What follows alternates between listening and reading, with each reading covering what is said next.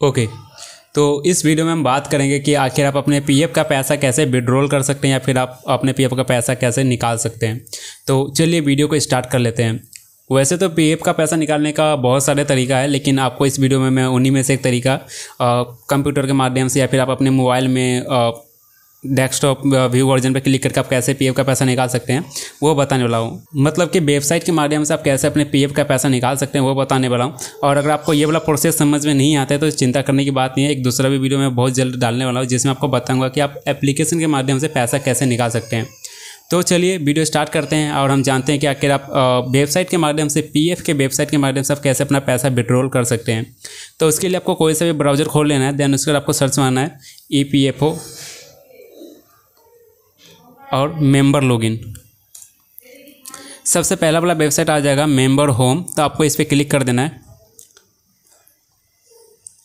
यहाँ पे क्लिक करने के बाद आप इसे ओके पे कर सकते हैं या फिर कट पे क्लिक कर सकते हैं। देन उसका जो भी आपका यूएन नंबर है वो यूएन नंबर आप यहाँ पे डालेंगे और जो भी आपका पासवर्ड है वो पासवर्ड आप यहाँ पे डालेंगे और ये जो भी आपको कैप्चा दिखाई दे रहा है सेम एज इट इज़ आप यहाँ पे लिख देंगे। देन उसके बाद आप साइन इन पे क्लिक करेंगे और यहाँ पे ऐसा होता है कि अगर आप पहली बार पीएफ का पैसा निकालने जा रहे हैं तो यहाँ पर आपका एरर आएगा, पैसा नहीं निकाल पाएंगे, क्योंकि पीएफ पोर्टल में लॉगिन करने से पहले सबसे पहला जो काम होता है पीएफ में वो होता है आपको अपने जो यूएन नंबर होता है उसे एक्टिवेट करना पड़ता है। तो अगर आपको ये नहीं पता कि आपका यूएन नंबर एक्टिवेट है या नहीं है तो आप जैसे यूज़र आईडी एंड पासवर्ड डालेंगे तो आपको वहाँ पर शो कर जाएगा कि दिस यूज़र नेम या फिर यूएन इज़ नॉट एक्टिव ऐसे करके, या फिर आपको एरर आएगा तो आप समझ जाएंगे वो पढ़ के। और अगर आपका यूएन नंबर एक्टिवेट नहीं है तो एक्टिवेट कैसे करना है इसके ऊपर मैंने एक अलग से वीडियो बना रखा है, आप वो वीडियो भी जाके देख सकते हैं। उस वीडियो का लिंक भी आपको इस वीडियो के डिस्क्रिप्शन में ही मिल जाएगा। तो चलिए हम वीडियो स्टार्ट करते हैं उन लोगों के लिए जिन्होंने पहले से अपने यूएन नंबर एक्टिवेट कर रखे हैं और जो पैसे निकालना चाहते हैं। तो चलिए मैं डिटेल एक बार डाल लेता हूँ। तो डिटेल डालने के बाद जैसे आप साइन इन पे क्लिक करते हैं तो आपके सामने कुछ इस प्रकार का पेज आ जाता है। तो यहाँ पे देख सकते हैं कि जो भी आपका मोबाइल नंबर रजिस्टर होता है पीएफ से उस पर एक OTP जाता है। और कई बार ऐसा होता है कि यहाँ पे लोग कंफ्यूज हो जाते हैं OTP में और OTP ID में। तो यहाँ पे आप जो देख सकते हो जो नंबर आपको दिखाई दे रहा है ये OTP ID है, ये आपका OTP नहीं है। ये वाला नंबर आपको यहाँ पर नहीं डालना है। आपके पास जो मैसेज आएगा उसमें भी आपको OTP ID ये वाला नंबर दिखेगा, लेकिन आपको कन्फ्यूज नहीं होना, ये नंबर आपको यहाँ पर नहीं डालना है। यहाँ पे एक आपका अलग से 6 डिजिट का OTP आएगा, वो OTP आपको डालना है। OTP ID नॉर्मली बस वेरिफिकेशन के लिए दिया जाता है कि आप वेरीफाई कर पाए कि ये वाला OTP अभी आया है। देन यहाँ पे आपको OTP डालने के लिए 5 मिनट का समय दिया जाता है। 5 मिनट के अंदर आपको OTP डाल देना है, नहीं तो वो OTP एक्सपायर हो जाता है, फिर से आपको दूसरा OTP मंगाना पड़ेगा। उसके बाद जो भी आपको कैप्चा दिखाई दे रहा है सेम आप यहाँ पर डालेंगे। देन उसके बाद आप सबमिट पर क्लिक कर देंगे। तो आप देख सकते हैं यहाँ पर मेरा कैप्चा गलत हो गया, तो मैं फिर से OTP और कैप्चा डाल लेता हूँ। तो उसके बाद जैसे आप सबमिट पे क्लिक करेंगे तो यहाँ पे हो सकता है कि आपके सामने कुछ इस प्रकार का पेज आए। ये एक एडिशनल पेज होता है। ये पेज तभी आता है जब आप बहुत दिन बाद पीएफ में लॉगिन करते हैं। कुछ समय होता है इनका, उस समय के बाद जो ये पीएफ का पासवर्ड है वो एक्सपायर हो जाता है, तब आपके सामने कुछ इस प्रकार का पेज आता है जिसमें आपको बताया जाता है कि आपको अपना जो पीएफ का पासवर्ड है वो चेंज करना पड़ेगा, क्योंकि आपका जो पुराना पासवर्ड है वो एक्सपायर हो चुका है। तो अगर आपके सामने भी कुछ इस प्रकार का पेज इंटरफेस आ रहा है, घबराने की बात नहीं है, बस आपका पासवर्ड एक्सपायर हुआ है और यहाँ से आपको एक नया पासवर्ड बनाना है। तो सबसे पहले आपको क्या करना है कि जो भी आपका पुराना पासवर्ड है वो पुराना पासवर्ड आप यहाँ पे डालेंगे, फिर जो भी आप नया पासवर्ड बनाना चाहते हो वो यहाँ पे डालेंगे, फिर यहाँ पे सेम पासवर्ड डालेंगे, फिर आपके बाद फिर उसके बाद आप यहाँ से कंसेंट पे क्लिक करेंगे, फिर आप यहाँ से गेट आधार OTP पे क्लिक करेंगे। तो जो भी आपके आधार कार्ड से मोबाइल नंबर रजिस्टर होगा उस पर OTP आ जाएगा।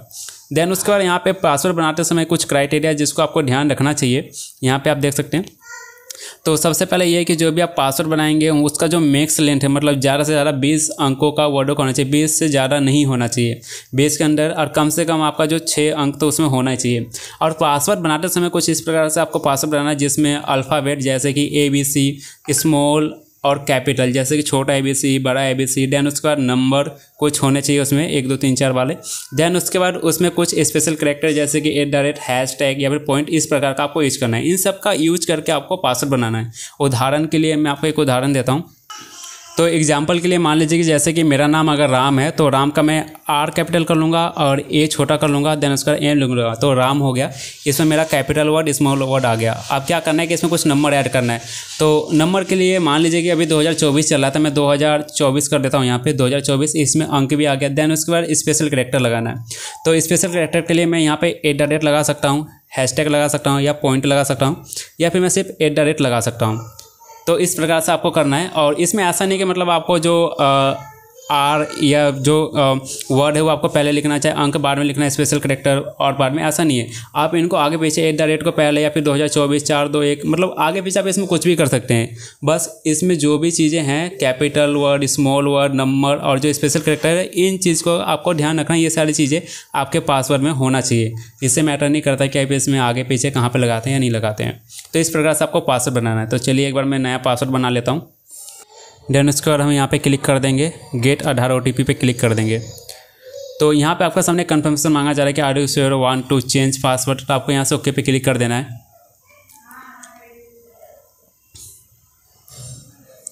देन उसके बाद जो भी आपके आधार कार्ड से मोबाइल नंबर रजिस्टर है उसके लास्ट के 4 अंक आपको यहाँ पे देखने को मिल जाएंगे और उस पर OTP जा चुका है। तो जो भी आपका OTP रिसीव होता है वो OTP आपको यहाँ पर डाल देना है और OTP डालने के बाद आपको यहाँ से चेंज पासवर्ड पर क्लिक कर देना है।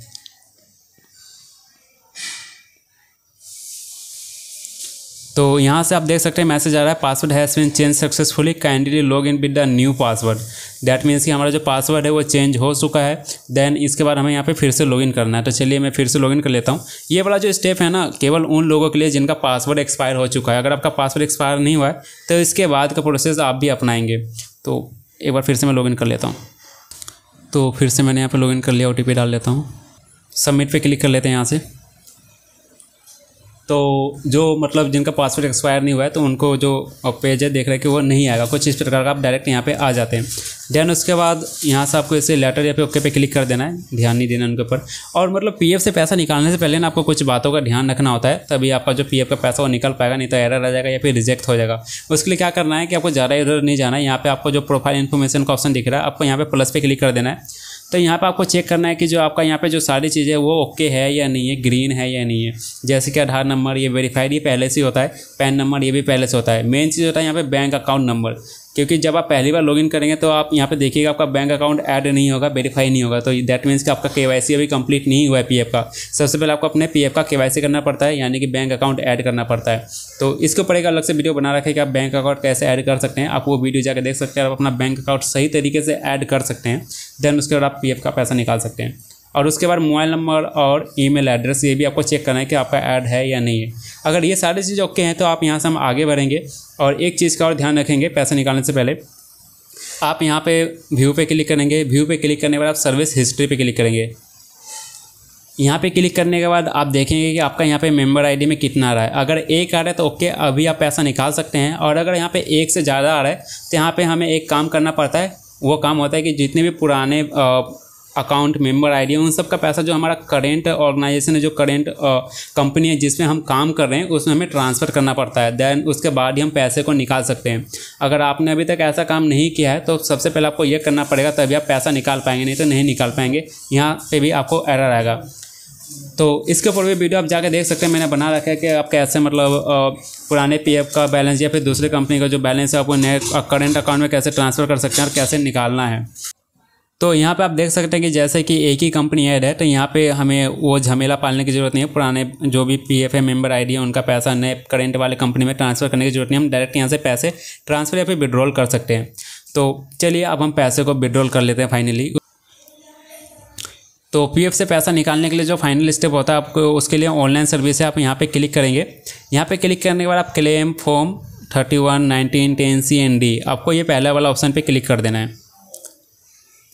यहाँ पे क्लिक करने के बाद आपको बहुत सारी डिटेल पहले से फिल दिखेगा, जो कि आपके PF में वहीं से ये जानकारी फैच होती है, फिल दिखेगा। बस यहाँ पे आपको क्या करना है कि जो भी आपका बैंक अकाउंट नंबर है, जो कि बैंक अकाउंट नंबर आपने PF में ऐड किया था, वही बैंक अकाउंट नंबर आपको यहाँ पे डालना है।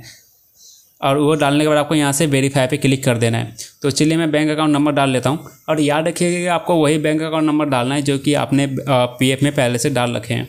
देन अकाउंट नंबर यहाँ पर डालने के बाद आपको यहाँ से वेरीफाई पे क्लिक कर देना है। यहाँ पे आपके सामने कुछ वार्निंग आएगा, तो आपको यहाँ से सिंपली क्या करना है कि यस पे क्लिक कर देना है। यहाँ से आपका अकाउंट नंबर ऐड हो चुका है। देन उसके बाद आपको यहाँ से प्रोसीड फॉर ऑनलाइन क्लेम आता है, तो आपको इस पर क्लिक कर देना है। देन उसके बाद आपको फिर से यहाँ पे जो भी बेसिक डिटेल है वो एक बार वेरीफाई कर लेना है कि ये डिटेल आपका सही है या फिर नहीं है। और उसके बाद यहाँ पे आपको जो सबसे लास्ट में एक ऑप्शन मिलेगा कि I want to apply for, that means कि यहाँ पे आपसे पूछा जा रहा है कि आप PF का एडवांस क्लेम के लिए क्यों अप्लाई कर रहे हैं। तो आपको यहाँ पे क्लिक करना है। यहाँ पे आपको एक ही ऑप्शन देखने को मिलेगा, तो आपको यही सिलेक्ट करना है, ऐसे यही सिलेक्ट करना पड़ता है। अगर आपको यहाँ पे बहुत सारे भी ऑप्शन दिखते हैं तो आपको यही पीएफ एडवांस फॉर्म 31 आपको यही सिलेक्ट करना है। इस पर क्लिक कर लेंगे, देन उसके बाद आपके सामने बहुत सारे ऑप्शंस खुल के आ जाएंगे। तो ये सारी डिटेल आपको 1 बाय 1 भरना है। तो सबसे पहले सिलेक्ट सर्विस आ रहा है, तो आप इस पर क्लिक करेंगे। यहाँ पे क्लिक करने के बाद जो भी कंपनी का नाम है जिसमें से आप पैसा निकालना चाहते हैं वो सब आ जाएगा। तो यहाँ पे आपका जो भी करेंट कंपनी है आपको वही सिलेक्ट करना है। तो यहाँ पे एक ही आ रहा है, तो इसी पे क्लिक कर लेंगे। देन उसके बाद यहाँ पे लिखा है कि purpose for which advance is required. That means कि यहाँ पे आपसे पूछा जा रहा है कि आप जो एडवांस क्लेम के लिए कर रहे हैं तो वो किस उद्देश्य से कर रहे हैं, किस पर्पस से कर रहे हैं। तो आपको फिर से यहाँ पे सिलेक्ट करना है। बहुत सारे रीजन्स आ जाएंगे, आपको कुछ भी नहीं देखना है। यहाँ पे आपको इलनेस का मिल जाएगा, बीमारी का, तो आपको इस पर क्लिक कर देना है। देन उसके बाद यहाँ पर आपसे राशि पूछा जा रहा है कि आप कितना पैसा क्लेम करना चाहते हैं। तो ये जानने के लिए सबसे पहले आपको अपना बैलेंस चेक करना पड़ेगा कि आपके अकाउंट में कितना पैसा है। और देन उसके बाद आपको ये पता करना पड़ेगा कि आपका वहाँ पे 2 चीज़ आता है, एम्प्लॉय शेयर, एम्प्लॉयर शेयर और पेंशन। तो पेंशन तो अभी आप भूल जाइए, वो किसी भी कंपनी को छोड़ने के 3 महीने बाद हम निकाल सकते हैं, बशर्ते ये कि आपके उसमें पीएफ में और कोई पैसा जमा नहीं होना चाहिए किसी भी कंपनी से। तो पेंशन आप भूल जाइए। देन उसके बाद हम बात करते हैं एम्प्लॉय और एम्प्लॉयर शेयर का। तो एम्प्लॉय शेयर आप पूरा निकाल सकते हैं और जो एम्प्लॉयर शेयर होता है उसका कुछ % आप निकाल सकते हैं।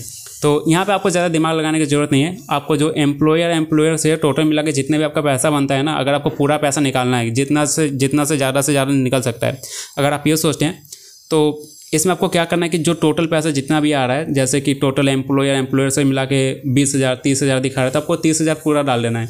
इसमें क्या होगा, पूरा पैसा आपके पास 30,000 नहीं आएगा, कुछ % जैसे कि मान लीजिए कि एम्प्लॉय शेयर 8% है, एम्प्लॉयर शेयर अगर 20% है, टोटल 28 होता है। आप टोटल 28 डाल लें तो 28 पूरा आपके पास नहीं आएगा।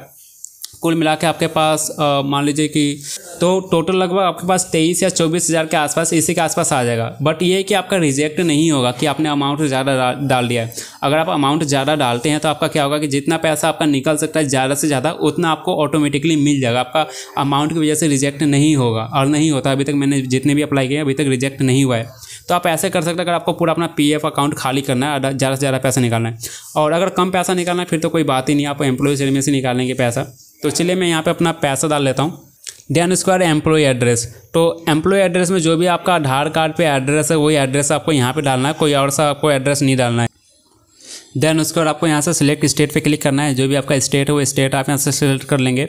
जो भी आपका डिस्ट्रिक्ट है वो डिस्ट्रिक्ट आप यहाँ से सिलेक्ट कर लेंगे, डिस्ट्रिक्ट सेलेक्ट कर लेंगे। देन उसका जो भी आपका सिटी का नाम है वो सिटी का नाम यहाँ पे लिख देंगे और जो भी आपका पिन कोड है एरिया का वो पिन कोड आप यहाँ पे डाल देंगे। देन उसके बाद जो सबसे लास्ट वाला ऑप्शन है जो कि सबसे ज़्यादा इंपॉर्टेंट है, आप वो देख सकते हैं, upload scan copy of check और पासबुक। तो अगर आपके पास जो चेक है या फिर पासबुक है तो आपको उसका फ़ोटो खींचना है और वो फ़ोटो आपको यहाँ पे अपलोड करना है। लेकिन जो भी फ़ोटो आप अपलोड करेंगे वो 100 KB से 500 KB के अंदर होना चाहिए, ना 100 KB से कम होना चाहिए, ना 500 KB से ज़्यादा होना चाहिए। इस बात का आपको ध्यान रखना है। और दूसरा बात ये कि अगर आपके पास जो पासबुक या फिर चेक नहीं है तो इस स्थिति में आपको क्या करना है कि आप ऑनलाइन बैंकिंग का जो एप्लीकेशन होता है वो तो यूज़ करते ही होंगे। तो वहाँ से आपको सिंपली क्या करना है कि आपको अपना कोई सा भी स्टेटमेंट डाउनलोड कर लेना है। और स्टेटमेंट डाउनलोड करने के अगर आप सबसे पहला पेज देखेंगे तो पहले पेज में आपके अकाउंट की पूरी डिटेल लिखी होगी। तो वो सबसे पहला वाला जो पेज है वो आपको यहाँ पर अपलोड करना है। चाहे तो आप उसका स्क्रीनशॉट ले लीजिए, लेकिन आपका डिटेल पूरा दिखना चाहिए वहाँ पर, या फिर आप उस पेज को सिंगल एक पेज को सेपरेट कर लीजिए। और जो भी चीज़ आप डॉक्यूमेंट अपलोड करेंगे इस बात का आपको ध्यान रखना है कि वो जो डॉक्यूमेंट है वो 100 KB से 500 KB के अंदर ही होना चाहिए। 100 KB से कम नहीं होना चाहिए और 500 KB से ज़्यादा नहीं होना चाहिए। तो चलिए मैं यहाँ पे जो भी डॉक्यूमेंट वो अपलोड कर लेता हूँ। और अगर आपको ये नहीं पता है, अगर मान लीजिए आपका जो भी डॉक्यूमेंट या फिर फ़ोटो है वो एक चीज़ का ध्यान आपको और रखना है कि यहाँ पे आप PDF फॉर्मेट अपलोड नहीं कर सकते। आप केवल JPG और JPEG फॉर्मेट अपलोड कर सकते हैं। और JPG JPEG दोनों फ़ोटो का फॉर्मेट हो रहा है, PDF का नहीं। PDF अलग डॉक्यूमेंट में आ जाता है। तो यानी कि आप सिंपली फ़ोटो ही अपलोड कर सकते हैं, यहाँ पर आप PDF अपलोड नहीं कर पाएंगे। और अगर आपका जो फाइल साइज़ है वो 100 KB से कम हो रहा है या फिर 500 KB से ज़्यादा हो रहा है तो उसके लिए आप बहुत सारे एप्लीकेशंस आते हैं उसका यूज कर सकते हैं। या फिर मैंने इसके ऊपर एक अलग से वीडियो बना रखा है कि आप अपना जो फाइल साइज़ है वो कम ज़्यादा कैसे कर सकते हैं। उस वीडियो का लिंक भी आपको मैं इस वीडियो के डिस्क्रिप्शन में दे दूँगा, आप वो वीडियो जाकर देख सकते हैं और फिर आप अपना जो फाइल साइज़ है अपने इच्छा अनुसार उसकी जो साइज़ है कम ज़्यादा कर सकते हैं। तो चलिए मैं अपना जो फाइल है वो अपलोड कर लेता हूँ।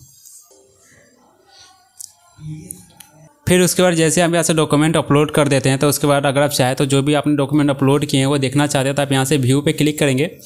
और व्यू पे क्लिक करने के बाद upload file size should be less than 500 तो ऐसा लगता है कि मैंने मतलब 500 KB से ज़्यादा का फाइल साइज़ डाल दिया। और यहाँ पे रेड कलर में आप मैसेज भी दे सकते हैं, uploaded file size should be less than 500 KB। एक बार चेक कर लीजिए मुझे मेरा फाइल साइज़ कितना है।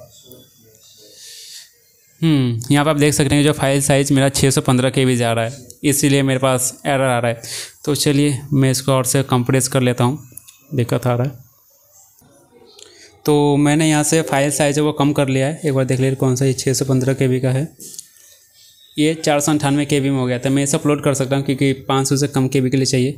अपलोड कर दिया। देन उसके बाद अगर आप चाहते हैं यहाँ से व्यू पे क्लिक करके देख सकते हैं जो भी आपने अपलोड किया है, जो भी डिटेल है कि प्रॉपर से इसे दिख रहा है नहीं दिख रहा है। अपलोड करने के बाद जो सामने वाला बंदा है, जो PF ऑफिसर है, वो देखेगा तो क्या उसको क्लियर दिखेगा नहीं दिखेगा आपका बैंक अकाउंट नंबर या फिर जो भी डिटेल है वो। तो यहाँ पर मेरे को दिख रहा है, डेट मीन्स उनको भी यहाँ से साफ दिखेगा सही फ़ोटो अपलोड हुआ है। देन उसके बाद आप क्या करेंगे, नीचे आएंगे और नीचे आने के बाद आपको यहाँ पे एक ऑप्शन मिल जाएगा, मैं अपनी पहचान स्थापित करनी है, मतलब सहमति आपको देना, आपको इस पर क्लिक कर देना है। देन उसके बाद आपको यहाँ से गेट आधार OTP का ऑप्शन मिल जाएगा, आपको इस पर क्लिक कर देना है। यहाँ पे क्लिक करने के बाद फिर से जो आपका मोबाइल नंबर है, मोबाइल नंबर के लास्ट के 4 अंक आपको यहाँ पे देखने को मिल जाएगा। इस पर OTP गया है जो कि आपके आधार कार्ड से रजिस्टर्ड मोबाइल नंबर है, वो OTP आपको यहाँ पे डाल देना है। देन उसके बाद validate OTP and submit claim form, तो आपको इस पर क्लिक कर देना है। चलिए मैं OTP डाल लेता हूँ 6 अंकों का। यहाँ पे क्लिक करने के बाद थोड़ा सा लोडिंग लेगा, आपको वेट करना है। यहाँ पर आप देख सकते हैं लिखा हुआ है OTP has been verified, eKYC updated and PF advance claim form submitted successfully on unified portal, please click here to view PDF। तो यहाँ पे आपका सक्सेसफुल रूप से PF जो क्लेम है, एडवांस विड्रॉल क्लेम है, वो हो चुका है।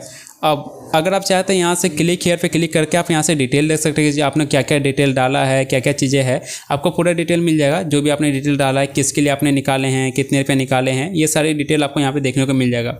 जो भी आपने डिटेल भरा था फॉर्म एडवांस क्लेम के लिए। देन उसके बाद जो भी अपने डॉक्यूमेंट है, वो डॉक्यूमेंट का फोटो भी आपको यहाँ पर देखने को मिल जाएगा और ये आपका ट्रैकिंग ID है। देन उसके बाद आप यहाँ से कट कर लेंगे या फिर आप चाहते हैं इसे यहाँ से डाउनलोड पे क्लिक करके डाउनलोड भी कर सकते हैं। देन उसके बाद अगर आपको चेक करना है तो चेक करने का आप सिंपली क्या करेंगे, जैसे आप ये PF पोर्टल होता है ना, इसे लॉगिन करेंगे ना, तो देन उसके बाद आपको सामने कुछ इस प्रकार का पेज खुल जाता है।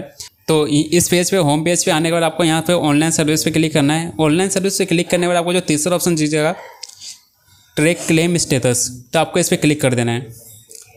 यहाँ पे क्लिक करने के बाद आप यहाँ पे जो ट्रैकिंग ID आपको वही सेम मिल जाएगा, फॉर्म टाइप मिल जाएगा और आपने सबमिट कब किया वो मिल जाएगा। और यहाँ पे आपको जो करंट स्टेटस है वो आपको यहाँ पे दिख जाएगा। जैसे कि अभी करंट स्टेटस मैंने अभी अप्लाई किया है, तो online claim submitted at portal मैंने अभी सबमिट किया था, ये यहाँ पे आ रहा है। देन उसके बाद आप PDF यहाँ से डाउनलोड कर ही सकते हैं। तो इस प्रकार से आप अपने क्लेम का स्टेटस भी देख सकते हैं कि आपका स्टेटस कहाँ तक पहुँचा है। तो कुल मिला के ये थी जानकारी कि आखिर आप अपने PF का एडवांस क्लेम कैसे कर सकते हैं और आप कैसे स्टेटस देख सकते हैं। मैं आशा करता हूँ कि आपको जो सारे स्टेप्स है वो आसानी से क्लियर हो गए होंगे या फिर समझ में आ गए होंगे। अगर अभी भी आपके मन में कुछ डाउट है या फिर क्वेश्चन है तो आप मुझे नीचे कमेंट बॉक्स में लिख कर बता सकते हैं। मैं आपके प्रश्नों का जवाब देने का संपूर्ण प्रयास करूँगा। फिलहाल के लिए इतना ही। और एक चीज़ और कि जब आप ये सारे ऑनलाइन काम करते हैं तो उसके बाद आपको यहाँ से इसे लॉग आउट जरूर कर देना होता है आगे की सेफ्टी के लिए। तो इस वीडियो में इतना ही, मिलते हैं किसी और वीडियो में किसी और नई जानकारी के साथ। एक चीज़ और कि अगर आपको ये वीडियो अच्छा लगा है तो आप मेरे इस वीडियो को लाइक, कमेंट, सब्सक्राइब और चैनल को सब्सक्राइब कर सकते हैं या फिर अन्य के साथ और अन्य अपने जो जानने पहचानने वाला साझा भी कर सकते हैं वीडियो। तो मिलते हैं किसी और वीडियो में किसी और नई जानकारी और प्रक्रिया के साथ। धन्यवाद।